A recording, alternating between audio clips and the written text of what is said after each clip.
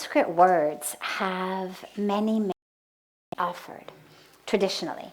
You offer fire, water,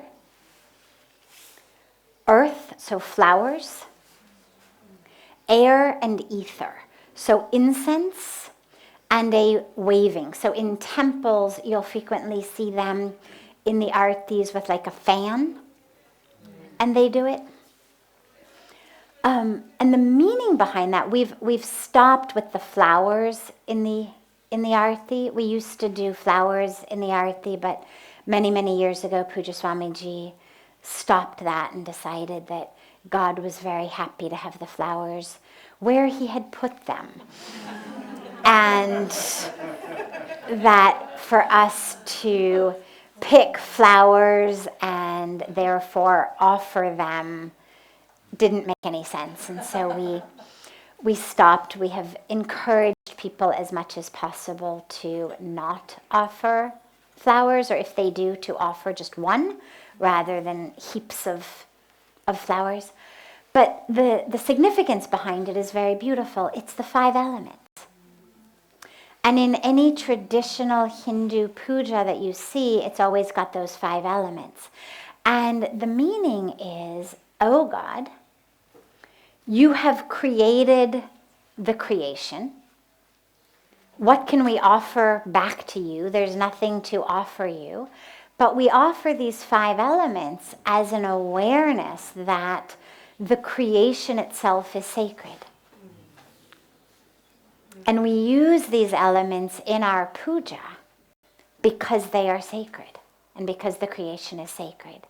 And so it's a very beautiful practice of remembering that the divine is not just this nameless, formless reality you're praying to with a flower or water or incense or fire, but actually exists in that you are offering. Can you tell us a little about Ganga from your perspective? Perhaps my favorite subject.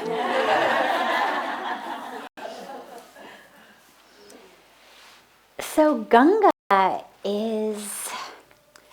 the mother goddess. And there's a very beautiful story. I won't go into the whole depths of it, but I'll give it to you quickly. Of a king named King Sagar. And in those days, the way that kings would take over other adjacent kingdoms was through something called an Ashwamedh Yagna, where they would take a horse and they would send their horse roaming to the nearby kingdoms. And any kingdom through which their horse was able to roam without being captured, they could then go and basically claim as their own. So King Sagar sent his horse. It roamed through lots of different places. It ended up at the hermitage of a sage who was meditating. Horse didn't come back. So King Sagar got very worried because it's a whole big ego thing. Like if my horse goes out and doesn't come back, it means some other kingdom has captured him, which means that some other king is more powerful than I am, which means I'm threatened. And so he sent out his whole army of his sons to go find the horse. So they find the horse at this hermitage of the sage, and they think that the sage has stolen the horse. And they start berating and harassing the sage. Now he's meditating, but they're harassing him, berating him. He opens his eyes, and as he opens his eyes, the look in his eyes turns all of them to ash. So first the horse doesn't come back. Now his sons don't come back. tens of thousands of them. So King Sagar's very, very worried. He finally finds out that his son, of what has happened, he finds everything out. And he's very, very, not just sad, but concerned because their final rites can't be performed. And the final rite ceremony is considered of deep significance in the Hindu tradition. And so he prays, and he's given this wisdom that if Ganga, the goddess Ganga, comes out of heaven and flows over the ashes of his sons, they will attain liberation. That will be the final rites of his sons. So he prays and prays and prays and prays. Doesn't work. His son prays and prays and prays and prays and prays. Doesn't work. Finally, King Bhagirath does intense sadhana. Intense sadhana. Finally, appeases God to convince Ganga to flow. So Ganga flows, but Ganga's she's a goddess, and she's the Shakti, and she flows, and she just washes away. She doesn't flow just in the river banks. She's Shakti unleashed, and so she flows over the priests performing their pujas along the banks, and they get very upset. Who is this? And so they pray to Lord Shiva to catch her in his hair and let her out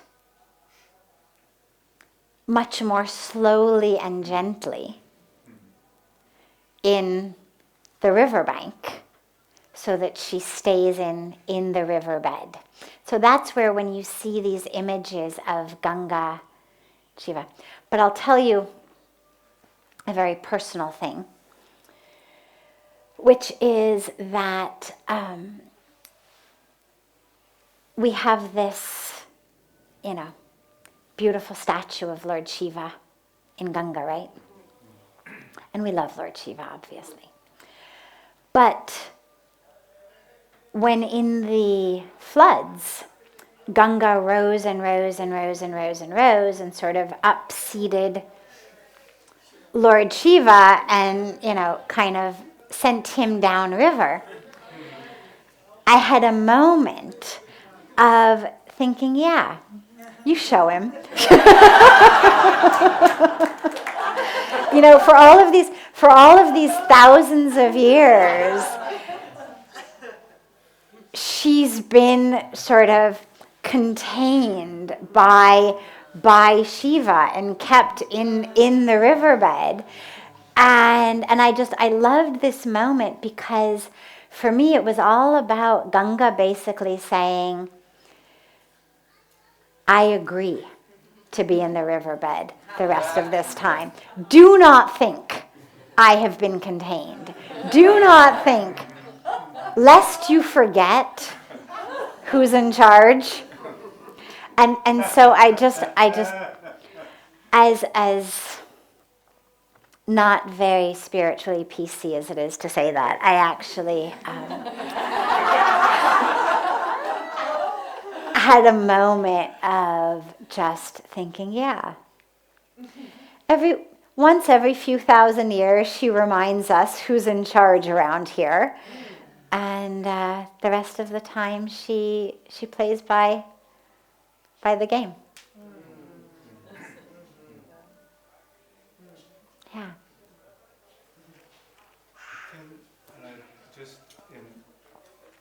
I have limited understanding of the Hindu religion. Mm-hmm. How does Uma, my son, come into relationship with? So, What was the question? I'm sorry, I couldn't hear. he asked about how Uma comes in relationship. So the stories of the goddesses, the stories of the manifestations of the divine, the different names of each of them. There are many, many, many really beautiful stories, and maybe on another occasion we can sit more about sort of the different stories of the divine incarnations. But for me, what's most important is in general. Because Uma is worshipped not just as a mother goddess in a riverbed like Ganga. I mean, Uma's worshipped as the mother goddess, is one of many names for the mother goddess. When we think of Ganga, we think only of the form in the riverbed. When you start speaking about other names of the mother goddess, yes, each of them has her own characteristics, and each of them is going to have different things in her hands, and each of them is going to have, but essentially what we're looking at is that incredible divine feminine presence. And what's so powerful for me here is that which the divine feminine symbolizes and embodies and means is everything ranging from and including the power of creation, so Shakti,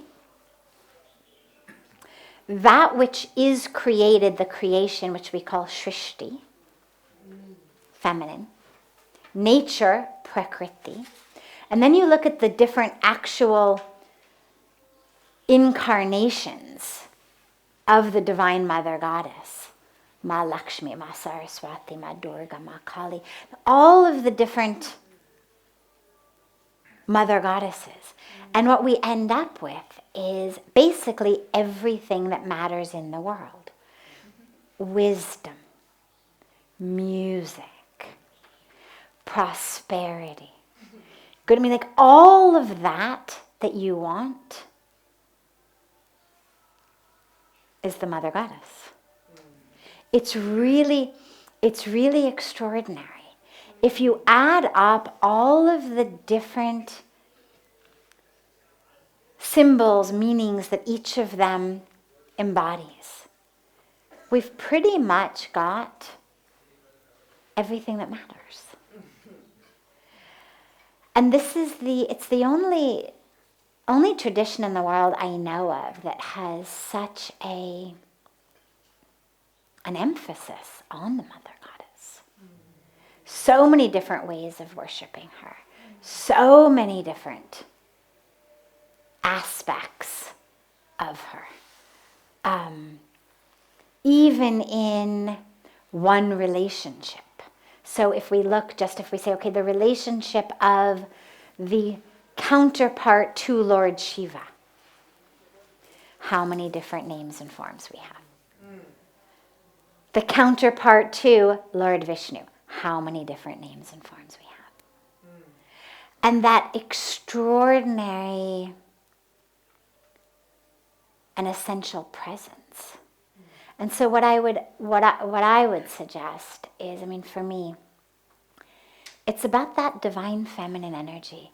And you may find as you meditate, as you pray, as you read, as you look at pictures, that one or the other appeals to you, like touches a very deep place, maybe of the mother goddess,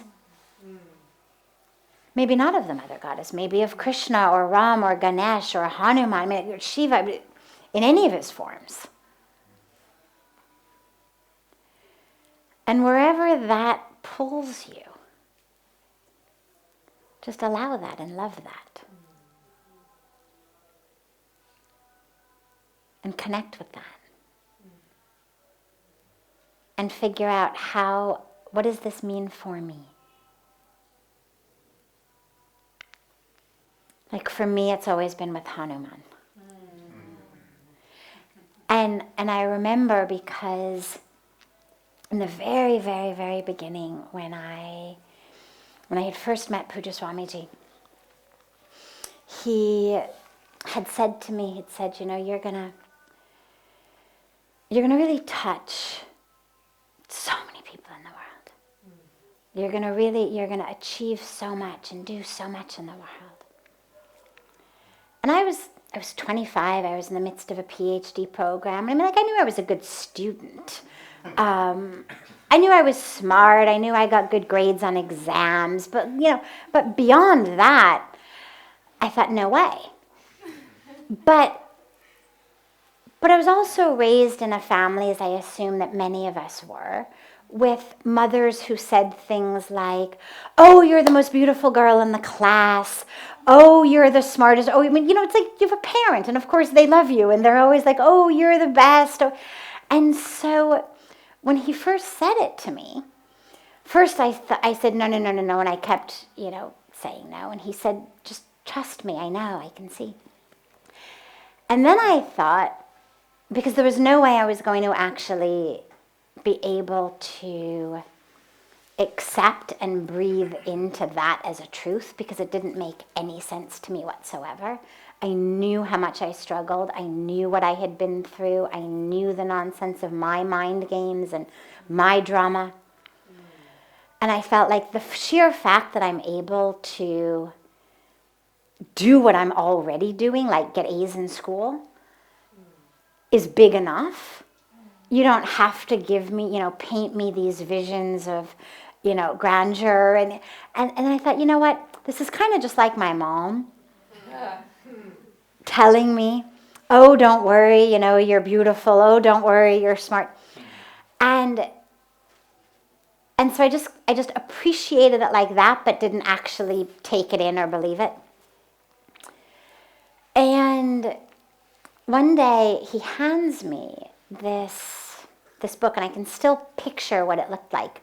It was basically a kid's version. It wasn't really kids, but it was essentially a kid's version of the Ramayana. And it was done by a wonderful Indian institution called Bharatiya Vidya Bhavan that does wonderful books. And it was the story. So it wasn't like the Hindi and then an English translation. It was just the story of the Ramayana.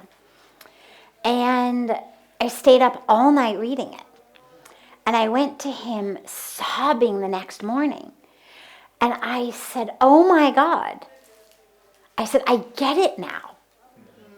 And he smiled, and I said, I get it, what you mean when you say that I can really do so much in the world. I said, because Hanuman was this monkey. But because he loved God and was serving God and working for God, he did everything. He flew across the ocean, and he carried the mountains, and he saved the day. But it was only because he was in service of Ram. Otherwise, he's a monkey.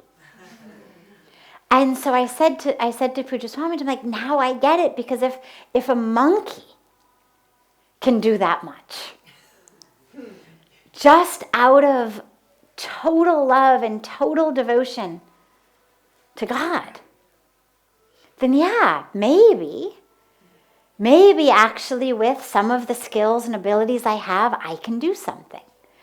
And so for me, Hanuman was always that wonderful divine presence that reminds you of two very essential simultaneous truths. Number one, you can do everything. And number two, it's not about you. It's only the presence of God. And my favorite teaching of that is after the war, when everybody asks Hanuman, how did you do all of this? I mean, you're a monkey. How did you fly across the ocean and carry the mountains? His answer was very simple. He said, I just close my eyes and I take Lord Ram's name, God's name, and it happens. It happens. Not I do it, not I make it, but just it happens. And that for me has been just the guiding divine energy of you can do everything and it's not about you. It's about that divine happening through you when there's that full surrender.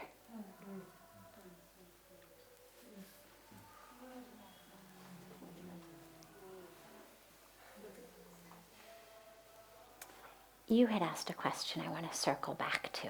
Oh, it's okay. It was and I can figure this logistically with people, but before everyone was coming, they were asking about what could they bring here to share, and so I've said to people to wait, that, you know, there's such amazing work that you and Swamiji are doing that they could support.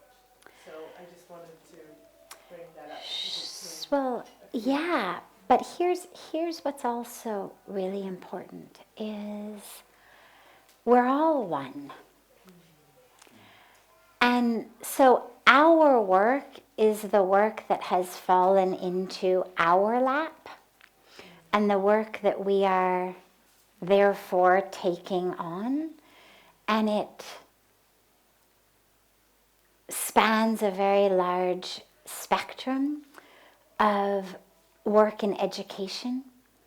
We run free educational programs in schools. We run free programs for women, empowerment, upliftment programs, vocational training programs. We're just on the cusp right now of actually expanding that in a really big way to bring in computer education, photography, videography, multimedia stuff, primarily for girls, but not exclusively girls, but a real opportunity for them to get skills and abilities, including but not limited to the sewing and handicrafts and tailoring that we've been offering for a really long time.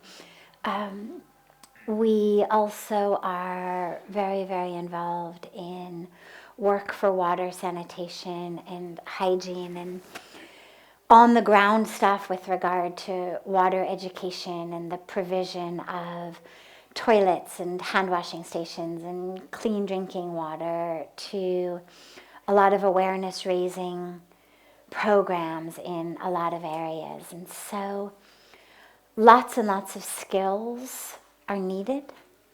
Lots of skills are very, very beneficial.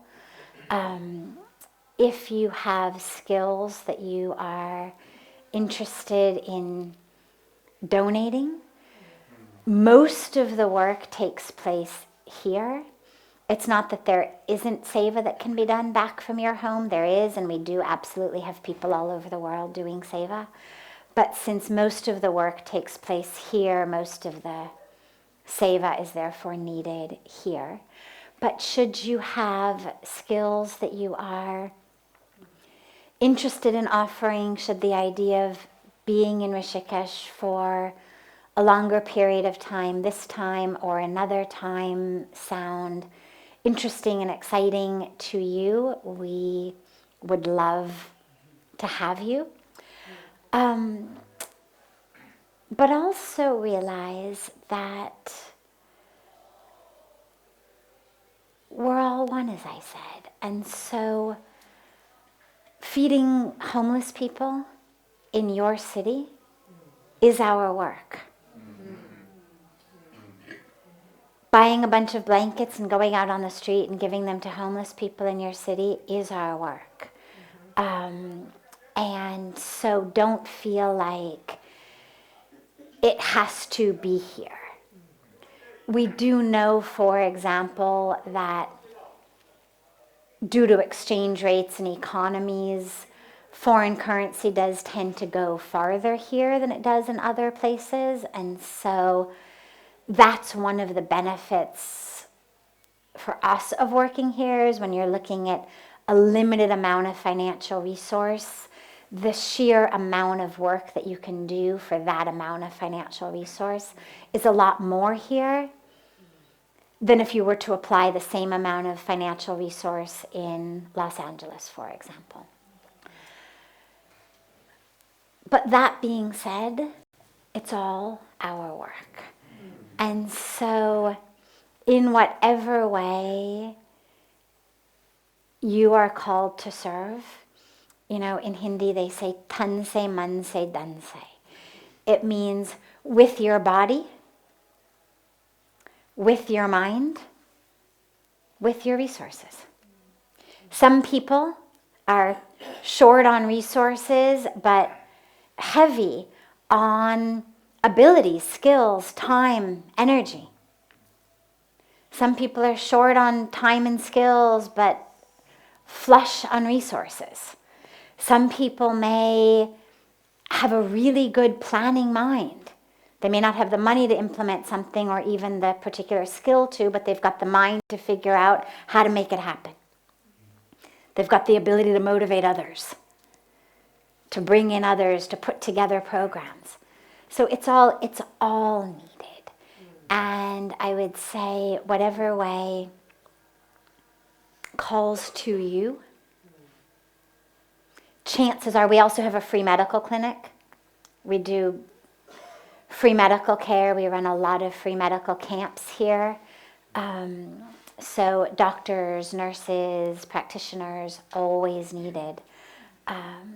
Chances are, if you've got a particular inclination toward a particular charitable area, it's really likely we're doing something in that area.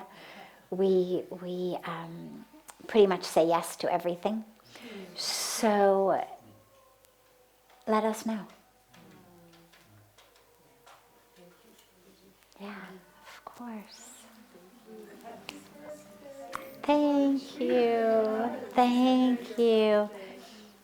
Now, I don't know how quickly you have to rush off. What Deepak was saying when he just came in is that they actually have gotten a cake that they were going to do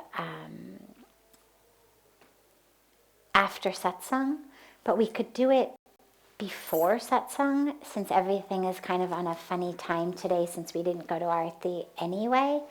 Satsang usually starts at about 6:30. It's now 6:10. Why don't you go let Deepak know that maybe we do, cake before Satsang. People can have cake and then come in. Because then they can all join us for cake before they go. Okay, and I'll leave this with you. Okay, Let's just stay connected. Yes. great, And get you, wonderful. and you can see our contact. Great.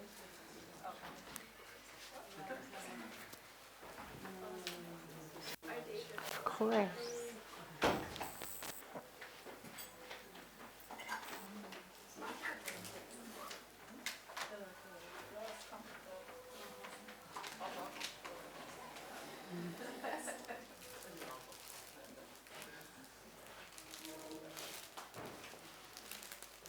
Thank you for your gifts. Happy birthday.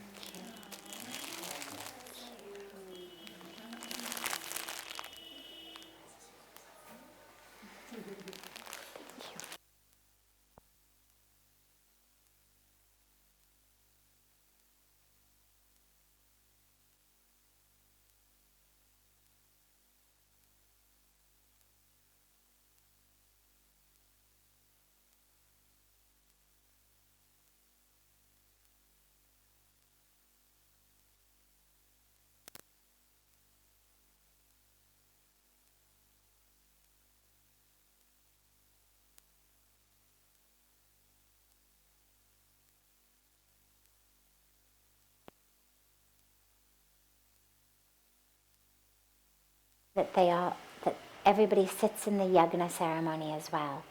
We can have a few yagna kunds And everybody can do the yagna before you leave. Yeah, it's a really, really, really beautiful ceremony. It's a purification ceremony. It's the fire ceremony that you've probably seen with. Oh, is that one locked? That door is locked. Sorry, it means you just have to go around. So you've probably seen it. The big fire. It looks like a big campfire.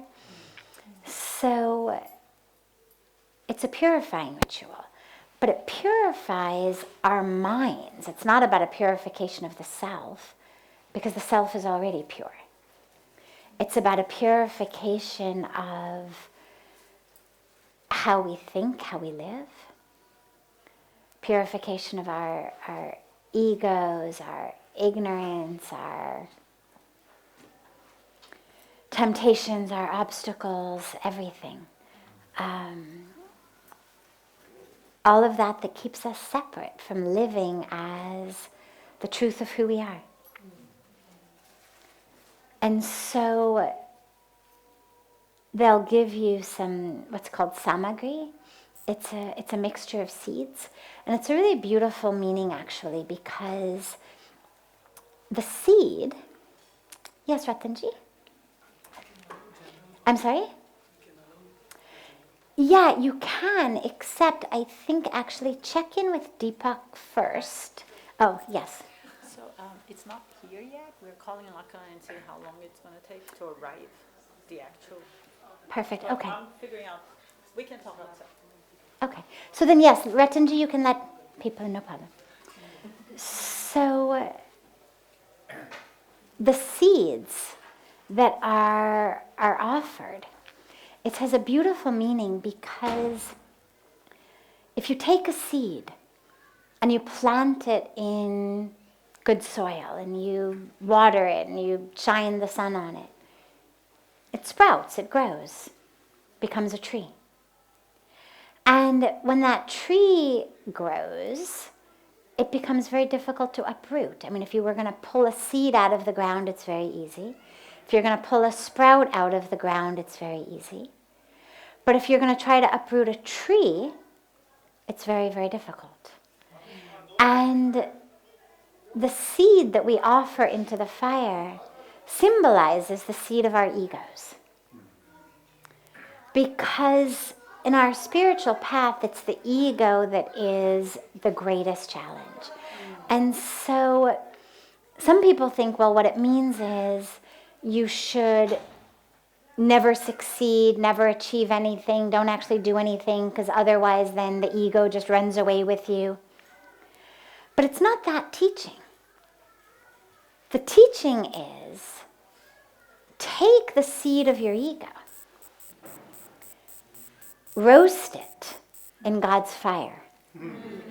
Because if you roast a seed before you plant it, it doesn't matter how good the soil is, it doesn't matter how much sun, how much water, that seed will never sprout. So it's take that seed of your ego, roast it in God's fire. So then, no matter how much you succeed, no matter how much you get praised, no matter how much you achieve, that seed will never sprout, and it'll never become a tree that will end up becoming an impediment on your spiritual path. Yeah. Yes, sweetness. So still another 15,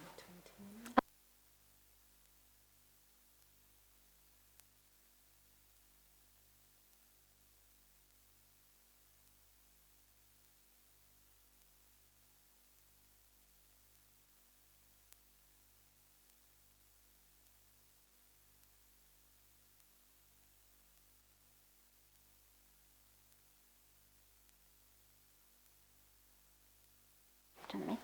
In about 15 minutes, the cake is going to be here.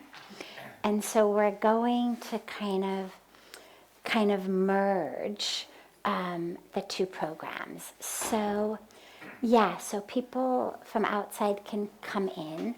maybe what you can do is move these mics and stuff, because we won't have kirtan again. We'll just keep going.